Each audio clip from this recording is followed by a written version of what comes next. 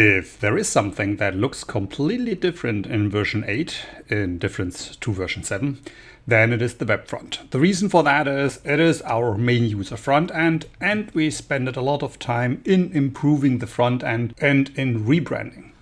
As you can see, the login screen in the same way than before looks slightly different. In the past, it was a little bit of darker blue and there was another company logo on it.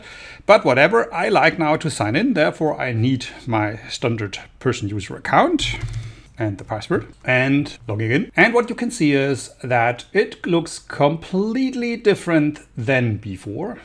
Yeah, remember in one of the versions before we had the black borders. They disappeared with 7.1.1 and now we have a complete new design. The blue is much lighter, but there are some other significant differences. The first thing here, it's the new dashboard. You can see the new dashboard comes with a lot of more information. The reason why I see here so many graphs is that I am a super admin in this system, and as a super admin, I'm nearly responsible for everything. And because of that, you can see here a lot of information. Typically, you will see a cleaner screen. That means less information. I like to show you that as well.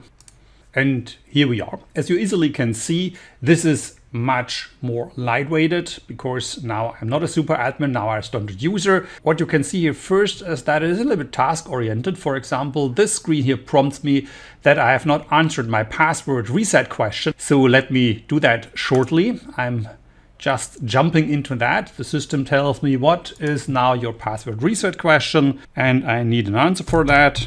You have seen that in one of the previous videos before, but this time I like to show you once that is answered, I'm returning back on my dashboard. And as you can see, that specific icon here, it's disappeared because the password question now it's completely configured, and with that, it just disappears. And the same happens for all the other things appearing here on that screen, just letting me know there is something to do. Now let's go back to the super admin so that I can show you something more. And what you can see next is that there's a nice icon over there. It's a bell, and this bell, it's displayed in yellow. And yellow, it's quite different to all the other blue icons we are using on the screen. Don't look at the graphs, just look at the screen elements. Yeah, all our colors are blue beside the yellow one here. And this yellow one let me know that there is something to do. That means yellow always says to the user, hey, there is work to do for you. So I click on that bell, and as you can see, because I'm a super decision maker, I have a lot of responsibilities, and here are all work I could do. And as you easily can see, there are no pending requests because there are only pending requests without a counter behind. But if you go to pending rule violations, then you can see there's a counter behind, and that let me know that there is something to do for me. So if I, for example, now step on rule violations, then I'm jumping directly into rule violations and can now do my work here. Yeah, that means I can just approve or deny something. Starting again on the welcome page, this time I don't want to use the notification icon on the right upper. I like this time to use the menu structure as well to jump to my compliance violations I have to decide. Therefore, I step here into compliance, and as you can see, the new menu structure, it's first of all on the top now. It is not vertically like before. And it is much more process oriented. For example, I have to do something with requests. I have to do something with attestation, compliance. I'm responsible for something. Maybe I want to add calls to my system. At the end, I'm now interested in compliance. So I step to compliance and go to my actions. And as you easily can see, this is all what I can do in compliance. Yes, I'm a compliance officer. That's the reason why you can see that much. And you can see as well, again, a yellow icon. That icon is corresponding to the yellow icon here on the right upper.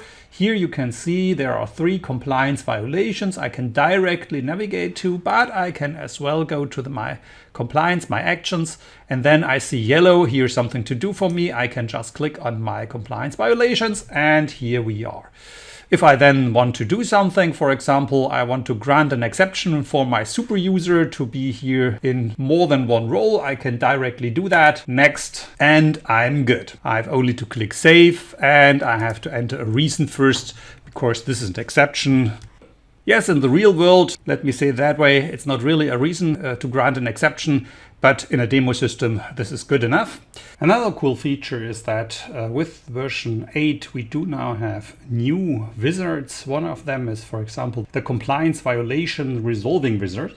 This is what I want to show you next. As you can see, here's a compliance violation. There's a person called Zeisler, and this person just hits on a compliance violation, and that says person of a member admin trainee group cannot be an auditor trainee. Whatever reason it is behind that compliance violation, what I want to show you is how to use it. And therefore, I just click here on resolve. And I get a new wizard, and that wizard says, okay, you want to resolve a compliance violation. This is the segregation of duty problem you have. This person is member of both these roles. What should I do? So I can say, for example, I want to remove this type of role from that specific person we are talking about. Then I can hit on next, and he will now just show me a member of that specific role. Here we are. This is the person we are talking about. Next. And he shows me now in the next screen, these are the permissions this person will lose if I just move him out of the role. And I can now hit next, and then the removing will take place. And with that, the compliance issue will be resolved. This is possible here, but I don't want to go further because I need my data here for some other demos. At the end, what you can see here is a super nice wizard that allows me now here to solve compliance violations. And we do have new wizards as well for delegation. We do have as well new wizards for reports and for splitting and joining business roles. This is old stuff that is newly implemented and waits there until it gets explored.